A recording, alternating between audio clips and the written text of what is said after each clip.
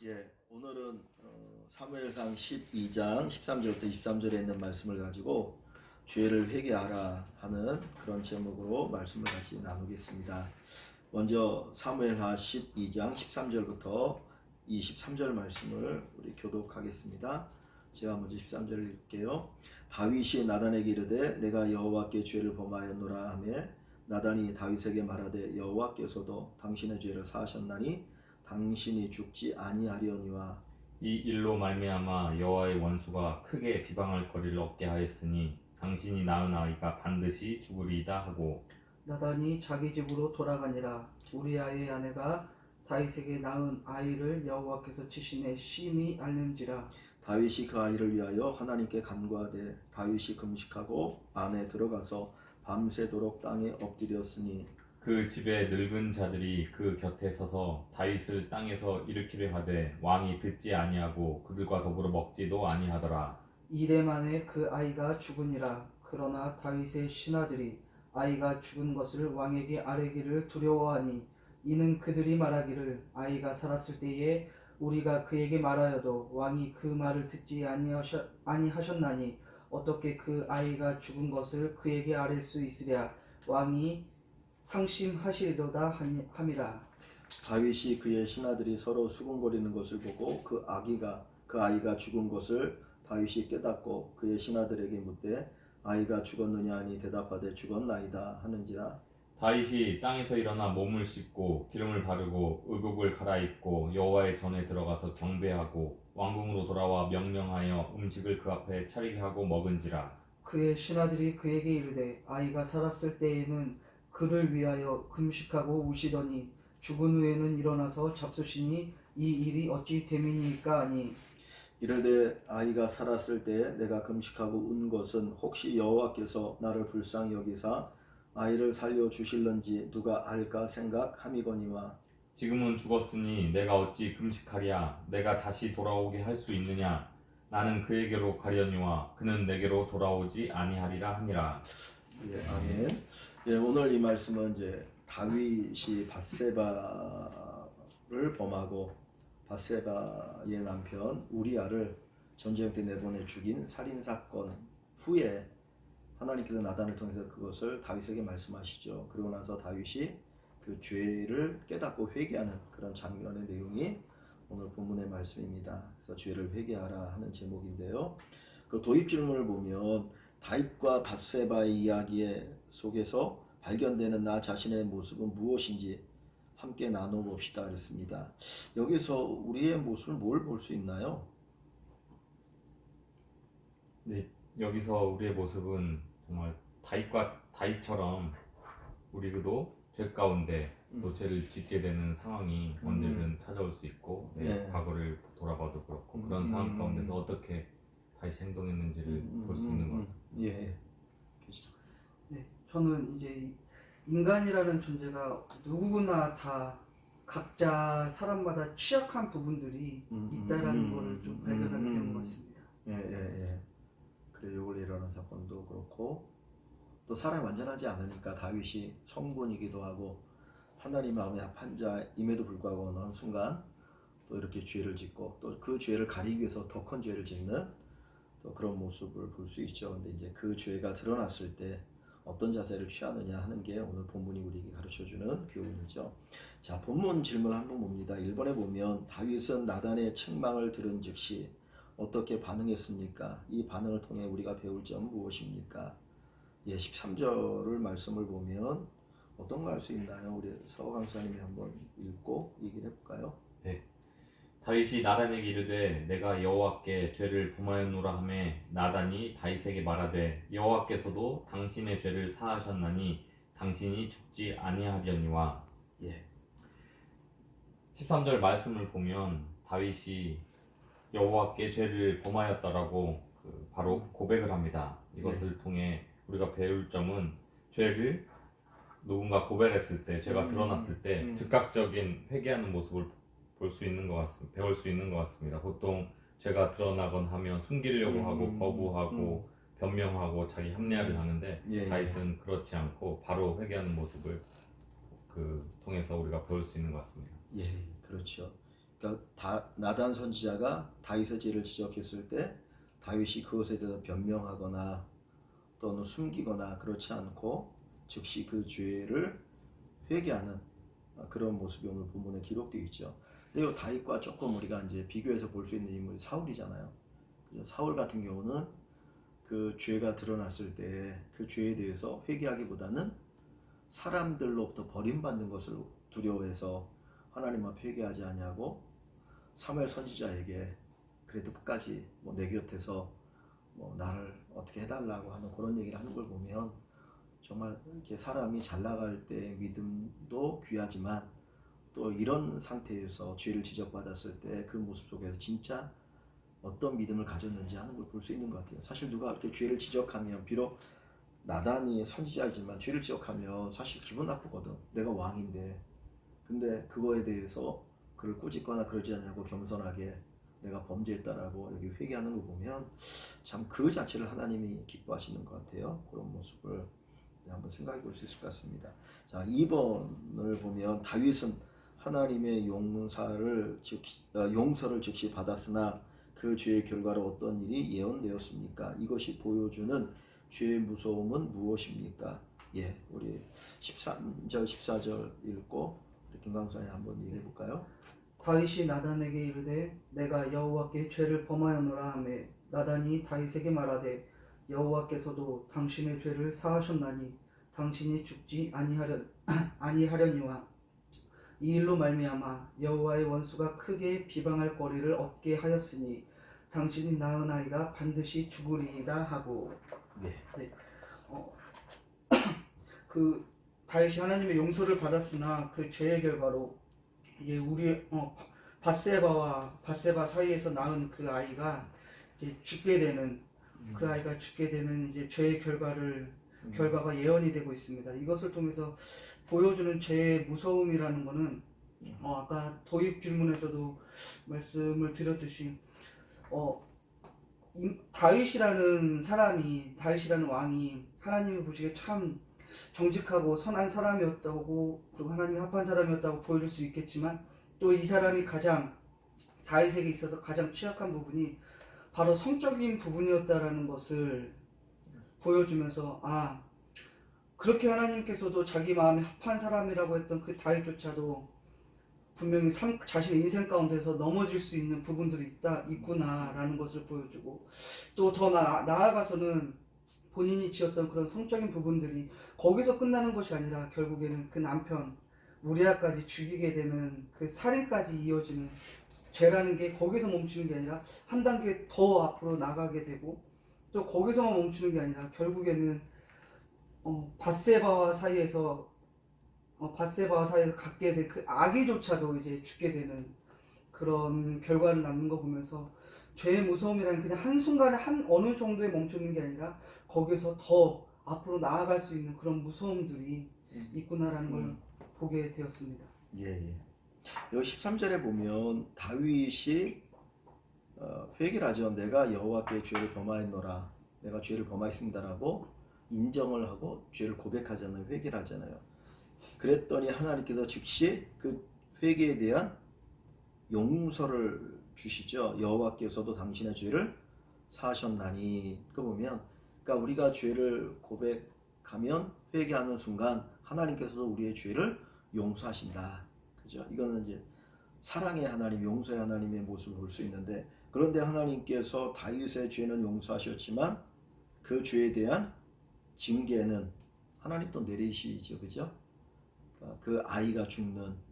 그래서 보면 하나님이 우리의 죄는 용서하셨지만 그렇다고 해서 모든 것들이 다 어떤 징계조차도 없어지는 것이 아니라 때로는 그 징계도 거두실 때가 있지만 또 하나님 징계하실 때가 있다라는 것을 여기서 볼 수 있는 것 같아요. 그런데 조금 더 우리가 생각해 본다면 왜 하나님께서 굳이 이 아이를 데려가실까? 사실 안 데려가실 수도 있잖아. 죄를 용서하셨다고 그러니까. 근데 왜 데려가실까라는 생각을 해본 적이 있나요? 저는 이제 하나님의 속성, 하나님의 특성이 음. 그 죄에 대해서 결코 덮고 넘어가시지 못하는 하나님의 공의도 분명히 이루어져야 되고 반대로 또 사랑이 하나님이시기도 하지만 그렇기 때문에 그것을 용서도 하시지만 죄에 대한 그런 벌은 분명히 내리셔야 되는 그 하나님이 어떻게 보면 그 모순적일 수 있지만 그것이 또한 또 십자가를 통해서 보여주신 사랑이기도 하기 때문에 예. 네, 분명히 그 하나님의 창조 원리 따라 죄에 대한 대가를 반드시 치르시는 하나님이시기 때문에 이렇게 데려갈 수밖에 없었다라고 생각이 듭니다. 예, 예. 그러니까 이제 그런 부분이 있죠. 하나님의 공의가 있으니까. 근데 저는 여기서 하나님의 공의가 죄에 대한 징계, 징벌을 아이를 데려가시는 것으로 하시는 것이 있는데 반면에 아이를 데려가시는 것 또 다른 면에 있어서 하나님의 긍휼이다라고 생각을 하거든요. 뭐냐면 아이가 죽었을 때 그러니까 7일 만에 아이가 아프고 7일 만에 죽었는데 그 아이를 데려가시는데 만약에 아이가 죽지 않고 살아 있다면 그러니까 이게 하나님의 공의이기도 하지만 하나님의 자비나 긍휼이다. 왜냐하면 그 죄의 결과 불의의 죄의 결과가 항상 내 눈앞에 있는 거잖아. 아이를 기르는 동안. 그러니까 불의의 결과를 하나님이 거두어 가셔요. 한쪽으로는. 그러니까 그게 공의지. 근데 하나님 거두가지 않으면 그 불의의 결과로서 그 아이가 계속해서 내 앞에 있을 때 사실은 항상 끊임없이 자기가 지은 죄에 대해서 계속 생각할 수밖에 없잖아요. 우리아와의 범죄, 밧세바를 죽인 사건 이런 것들이 계속해서 평생 다윗에게 있어서 기억날 수 있기 때문에 하나님 어떻게 보면 그걸 거둬가심으로 그 순간은 고통이지만은 나중에 하나님께서 더 이상 그 죄를 되새기도록 하지 않는 하나님 긍휼이 여기에서 나타난 부분이 아닐까. 그래서 하나님의 공의와 하나님의 긍휼이 함께 나타난 모습이 바로 이 모습일 거라고 생각해요. 단순히 그 아이를 데려간다고 해서 하나님께서 뭐가 더 있는 것도 아닌데 그러니까 그런 면에서 한번 좀 더 우리가 두 가지 모습이 만나는 게 아닌가 하는 생각을 가지고 올 수가 있을 것 같더라고요. 3번을 보면 다윗은 하나님이 치신 그 아기를 위해 어떻게 행동했습니까? 그는 아기를 위해 구체적으로 어떻게 기도합니까? 16절이죠. 16절 한번 우리 서 강사님 읽고 얘기해 볼까요? 다윗이 그 아이를 위하여 하나님께 간구하되 다윗이 금식하고 안에 들어가서 밤새도록 땅에 엎드렸으니 다윗은 그 아이를 위해서 밤새도록 금식 기도를 했습니다. 예. 그리고 구체적인 내용은 나와 있지 않지만 우리가 생각해 볼 수 있는 그것은 내용이 아이를 살려달라는 기도를 했을 것 같습니다. 그러면서 아이의 죽음 대신 다른 징계 내가 뭐든지 받겠다. 심지어는 나의 목숨까지도 차라리 하나님이 걷어가달라. 그렇게 다윗은 기도를 했을 것 같습니다. 예. 그러니까 이 아이 어떻게 보면 사실은 자기 때문에 지금 아이가 대신 징계를 받는 거잖아요. 어떻게 보면 그죠? 내 죄는 내가 지었는데 이 어린 생명이 징계를 받는 거니까 사실 거기에 대한 안타까운 마음과 하나님 앞에 괴로운 마음을 가지고 회개를 하고 이 아이를 살려달라고 하는 거죠. 사실은 앞부분에 보면 하나님이 반드시 그 아이가 죽을 것이다라고 선언하셨음에도 불구하고 그럼에도 불구하고 그 아이가 살아있는 동안 하나님의 긍휼을 기다리는 거죠. 그죠? 그러니까 살아있는 동안 어떻게든지 하나님이 혹시 뜻을 돌이켜서 살려주실까 해서 그 아이를 놓고 기도하는데 기도하는 모습을 보면 간구하되 어떻게 간구했느냐 금식하고 안에 들어가서 밤낮으로 땅에 엎드렸으니 그죠? 밤낮으로 땅에 엎드려서 기도하는데 며칠 동안 기도합니까? 그렇게 18절 앞부분을 보면 이래 만에 그 아이가 죽었다는 거 보면 6일 이상을 거의 일주일 동안 그렇게 하나님 앞에 정말 눈물을 흘리면서 그 아이를 위해서 기도하고 있는 이 모습을 볼 수가 있죠. 그러니까 하나님이 어떻게 하시든지 어떤 그 결과가 나올 때까지 그것을 볼 때까지 기도하는 모습을 보면 이 다윗이 얼마나 하나님 앞에 간절히 기도하니까 자기의 죄에 대한 회개의 기도도 있을 뿐만 아니라 그 아이를 향한 어떤 사랑의 그런 간절한 기도가 있다는 것을 우리가 여기서 볼 수가 있을 것 같아요. 참 우리가 누군가를 위해서 기도할 때 또 이런 중보 기도를 하는 것이 우리에게도 중요하구나 하는 것을 다시 한번 생각합니다. 4번으로 가보면 간절한 기도에도 불구하고 아기가 죽었다는 소식을 듣자 다윗이 보인 반응은 무엇입니까? 이러한 다윗의 반응은 어떤 점에서 예상을 빗나가는 행동이었습니까? 20절 말씀 한번 우리 김강사님 읽고 얘기해 볼까요? 다윗이 땅에서 일어나 몸을 씻고 기름을 바르고 의복을 갈아입고 여호와의 전에 들어가서 경배하고 왕궁으로 돌아와 명령하여 음식을 그 앞에 차리게 하고 먹은지라. 예. 다윗이 이제 자신의 기도에도 불구하고 아이가 죽었다는 소식을 듣고서 이제 그 땅에서 일어나 몸을 씻고 기름을 바르고 옷을 의복을 갈아입고서 이제 다시 왕궁으로 돌아와 음식을 그 앞에서 차리고 이제 먹는 그런 반응을 이제 그런 모습들을 보여주고 있습니다. 이런 다윗의 반응을 통해서 우리가 원래는 예상을 할 수 있었던 부분들은 아이가 죽었다라는 사실을 이제 알게 되었을 때는 일반적으로는 다윗이 죄책감에 시달려야 하는 그런 모습들을 보여주는 것이 일반적인데 이와는 다르게 다윗이 일반적인 우리의 생각과는 전혀 다른 모습을 보여줌으로써 결국에는 모든 주권은 하나님에 있다라는 것을 고백을 하는 그런 행동이었다라고 보여주고 또 한편으로는 하나님은 언제나 이제 공의의 하나님이시라는 것을 보여주는 그런 인정을 하는 그런 행동이었다고 보여집니다. 예. 그러니까 이 아이가 죽었는데 신하들이 다윗에게 이야기를 못하죠. 그죠? 왜냐면 그렇게 기도하는 그 다윗의 모습을 보니까 참 아이가 죽었다는 말을 할 수가 없어가지고 머뭇거리니까 다윗이 신하들의 그 모습을 보니까 여기 뭔가 있구나라고 느껴져서 물어보니까 그제서야 이제 신하들이 아이가 죽었다고 합니다라고 이제 얘기를 하죠. 그래서 다윗이 그 이야기를 듣고 나서 반응을 보이는데 전혀 뜻밖의 반응이에요. 상심해가지고 더 괴로워할 줄 알았는데 아무 일도 없는 것처럼 몸을 씻고 기름을 바르고 옷을 갈아입고 그 다음에 이제 하나님께 경배라는 말을 썼어요. 20절에 보면 하나님 전에 들어가서 경배하고, 그러니까 사실은 경배라고 하는 건 높이는 거잖아요. 보통 우리 같으면은 하나님 그래도 내가 기도했는데 그래도 살려줄 수 있는 거 아닌가 원망하면서 하나님께 때를 쏠 수 있는데 다윗은 그게 아니고 오히려 경배하고 그 다음에 와서 이제 식사를 하면서 완전히 이전과 이후의 삶이 전혀 다른 이런 삶을 이제 시작을 하는 거를 보여주잖아요. 그러니까 이걸 보면 그 뭐를 우리가 보냐면 정말 다윗이 철저하게 하나님의 어떤 그 주인됨, 주권됨 그거에 대해서 철저하게 맡기는 것 같아요. 내가 이렇게 기도했지만 하나님이 이런 결과를 주셨다면 나는 그거 그대로 받아들이겠다. 전적으로. 왜냐하면 내가 지은 죄로 인하여서 일어난 결과이고 그다음에 하나님에게 문제가 있는 게 아니라 내가 문제가 있었기 때문에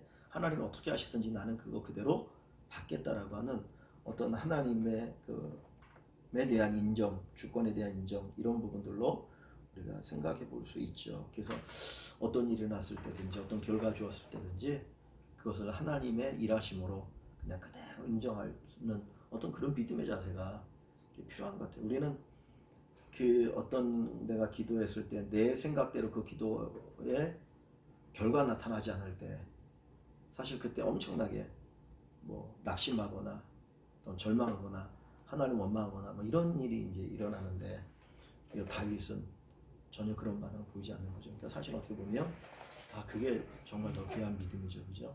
그러니까 회개라는 게 뭔가 하는 부분들을 생각할 수 있게 되어지는 것을 우리가 볼 수 있습니다.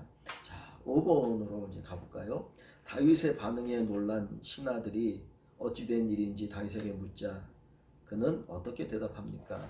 하나님의 주권에 대한 다윗의 고백은 우리에게 어떤 교훈을 줍니까? 22절과 23절 서강사님 한번 읽고 얘기해 볼까요?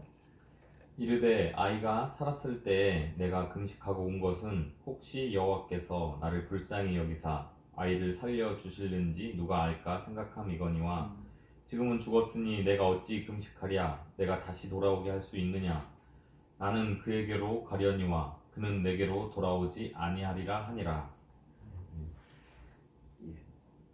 신하들의 그 질문에 다윗은 하나님께서 그 아이가 죽기 전에는 내가 이렇게 간절히 회개하고 기도하면 살려줄 수 있지만 이미 죽은 후에는 그렇게 할 수 없기 때문에 나는 이제 내 할 일을 하는 거다라고 대답을 합니다. 이것을 통해 알 수 있는 것은 그 하나님에 대한 철저한 그 믿음이 있었기에 이런 고백을 할 수 있었던 것 같습니다. 그 자신의 다윗의 뜻이나 판단이나 다윗의 그 소원보다는 하나님의 일하신 그 결과, 하나님의 선하심이 더 그 맞다라고 철저하게 인정했기 때문이고, 또 다윗의 대답을 통해서 다윗은 그 아이가 있는데 자기는 가지만 또 하나님께서는 이제 죽은 아이를 살릴 수 없다는 것을 통해 다윗이 정말 하나님의 모든 그런 그 일하심을 철저하게 믿은 것을 우리는 또 배울 수 있습니다. 예. 그래서 여기 보면 나를 불쌍히 여기사 아이를 살려주실런지 누가 알까 생각함이거니와 라는 거 보면 하나님은 그렇게 어떤 징계에 대해서 말씀하셨고 아이가 죽는다 그 죄에 대한 대가다라고 얘기하셨지만 그럼에도 불구하고 한 번 또 하나님의 어떤 불쌍히 여김을 기다리는 거죠, 그죠? 그랬는데 하나님이 그대로 말씀하신 대로 해나가고 나니까 툴툴 털어버린 거죠. 하나님의 원망이 아니라. 참 그런 모습이 귀한 것 같아요. 그러면서 23절에 보면 죽음에 대한 관을 얘기하죠. 아이가 다시 돌아오기는 할 수는 없다 내가. 그러나 나는 언젠가는 다시 아이에게로 갈 것이다는 거죠. 갈 수는 있지만 그 아이가 돌아올 수 없다라고 하는 죽음에 관을 얘기하는 것.